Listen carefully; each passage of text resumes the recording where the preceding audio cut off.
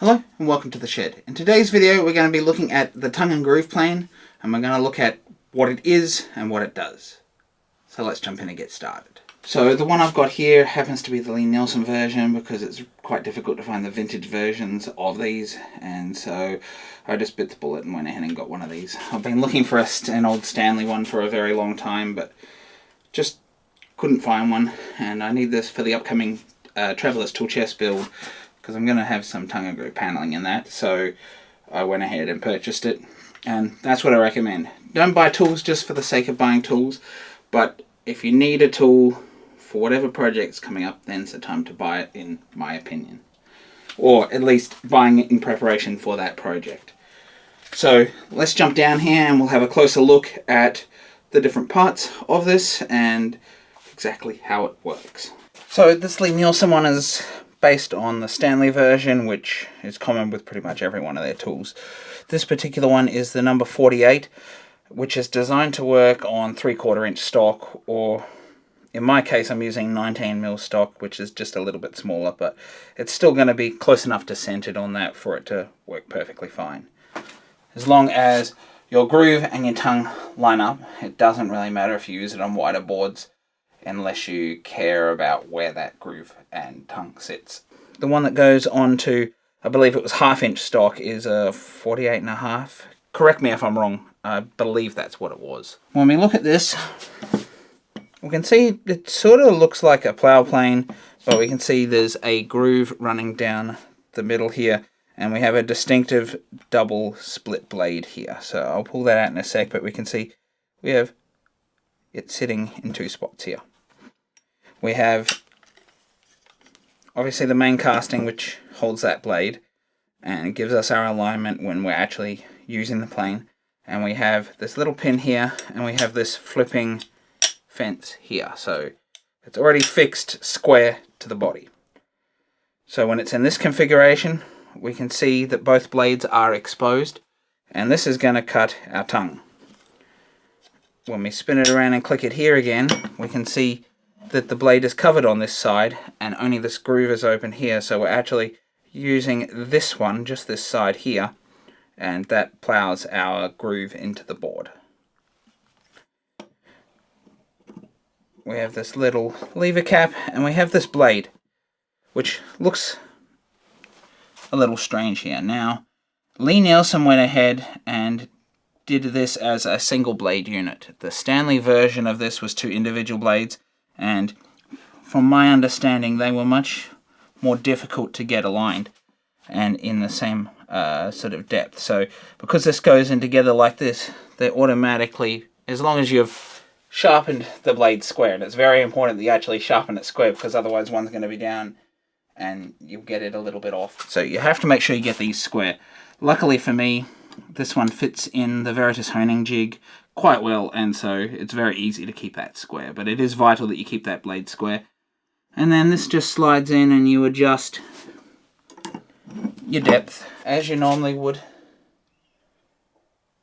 except you just loosen the little cap on here on these ones, and I just use my finger to do it, and I usually just sight down one of them because I know they're parallel, and so I'm looking for a little bit heavier than you would with sort of a standard smoother, because we're going with the grain here, so we can actually hog that material out. It does depend on the timber. If you're using it on something with crazy grain like Jarrah or something like that, you might want to lessen that off a little bit, because it's a hardwood and it's got crazy grain, you're more prone to tearing it out. So just got to play it by.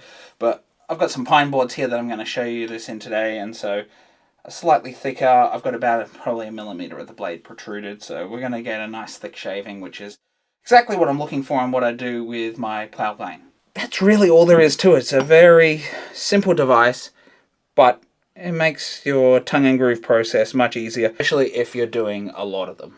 Let's jump over here and I'll show you how we actually work this little beauty. And we'll start with the groove.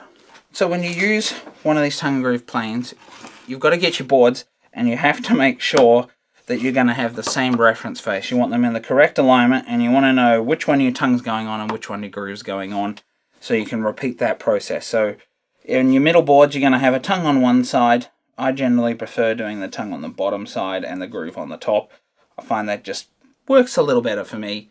So any board you're doing, one of these marking triangles across all your boards is kind of vital. And if you're worried about getting them confused when they separate, you can go ahead and put GT all the way up, so you know which one your tongue's going on and which one your groove's going on. Because generally, when I do these, I'll do all the tongues first and then all the grooves, just so I don't have to change it. But you can do one then the other if that's really what you want to do. Especially when you're first learning, you want to make sure that your boards are going together properly and that you've got everything correct. So the first one you do, you definitely want to do a tongue and then a groove and check them. So now I've got that out of the way, I'm going to grab this board that is a tongue, and I need to keep this reference side here because the blade is going to reference off this side because I'm going over that way.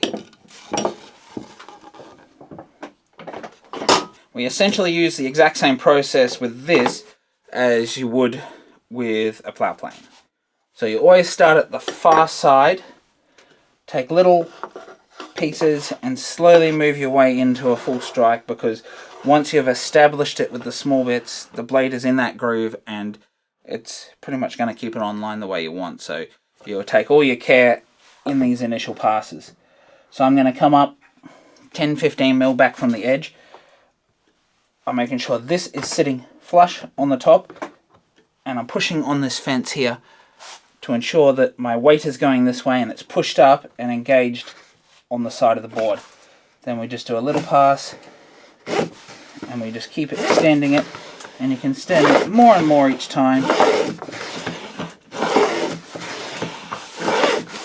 And you don't have to worry about going all the way through at this stage, just establishing. And then you saw once I got to the end here, which I still haven't quite established here, so let me just show you this. So you can see it's still tapered out.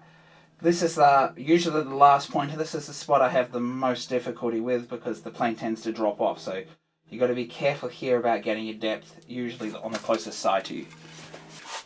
Now with these planes, you can put a little bit of wax on here, but I find, especially on these Lie-Nielsen ones, it's smooth enough that you don't have to worry. So we're still not quite established up this end, so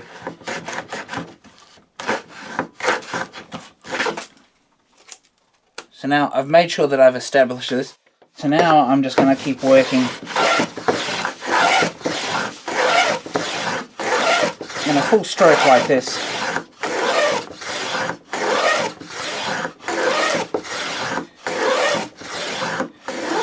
Now these are set for a specific depth here, which I'll just grab a quick ruler and measure for you. So that is set to 8mm. So if you want your groove less than that, you're going to have to work out a depth stop, but it's designed to just come straight down to the body here.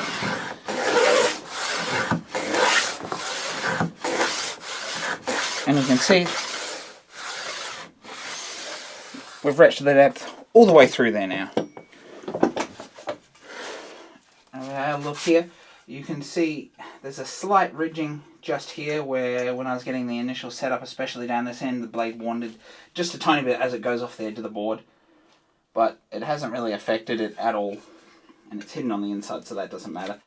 But we can see we've got a nice clean groove very quickly, and obviously if you're doing this with the plough plane, it'd take a little bit longer, but you could get this exact same result with a plough plane. Now, where the tongue and groove plane shines is being able to do the tongue.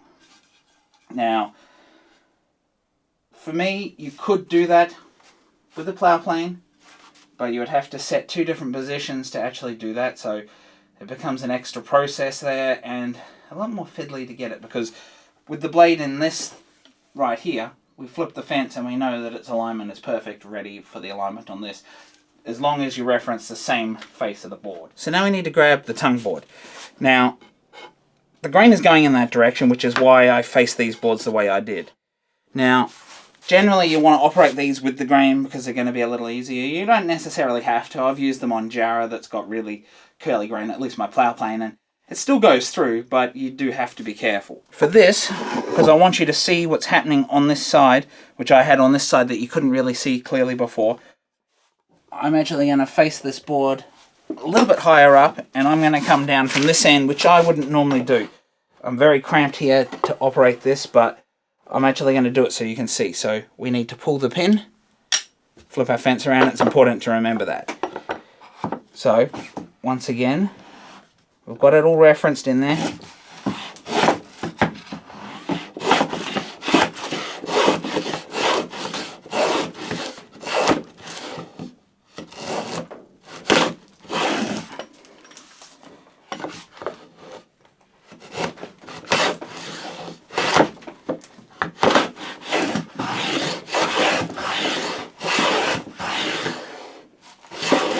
You'll actually see that I was getting a little stuck as I establish it because it leaves a little step, and this plane doesn't like to hit the step properly because it's designed to run flat on the board. So really it's designed to go through in one fell swoop.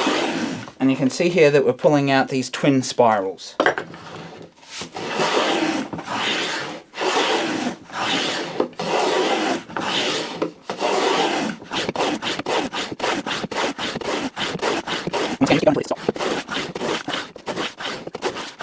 Up this high, and you want to make sure it doesn't tip away. You want to keep it engaged and keep your weight on this front edge and down.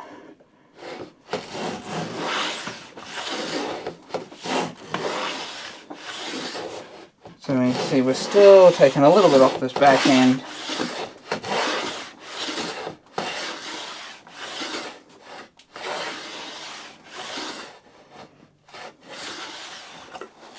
So we bring these boards together, we line them up, and of course our triangle is now no longer going to line up, which is what we expect.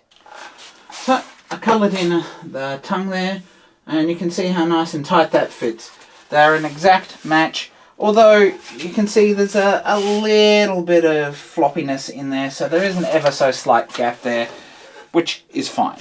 Now, if you want to see some various ways that we can cover that and add decorative shaping and things like that to the actual grooves, and when we do this, tongue and grooves, do let me know down below, because I'm eager to make a video on that, because you see your tongue and groove paneling that you buy has all sorts of shapes and markings and radiuses and rounds and all that, so there's quite a bit you can do to deal with this. And if you want to know how we space this to deal with wood movement, let me know that as well, because I can make a video for that if that's something you're interested in. So there you have it, folks. That's the quick, the easy, the tongue and groove plane for doing tongue and groove boards, which you might like to use for the backs of cabinets, tool chests, any of those sort of things. There's so many applications, cladding your walls, all that sort of thing.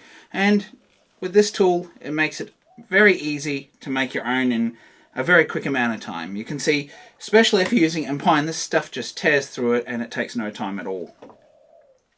So if you like this video, please do like and subscribe down below. While you're down there, do sound off in the comments. Have you got a tongue and groove plane? Do you use it? Do you like using it?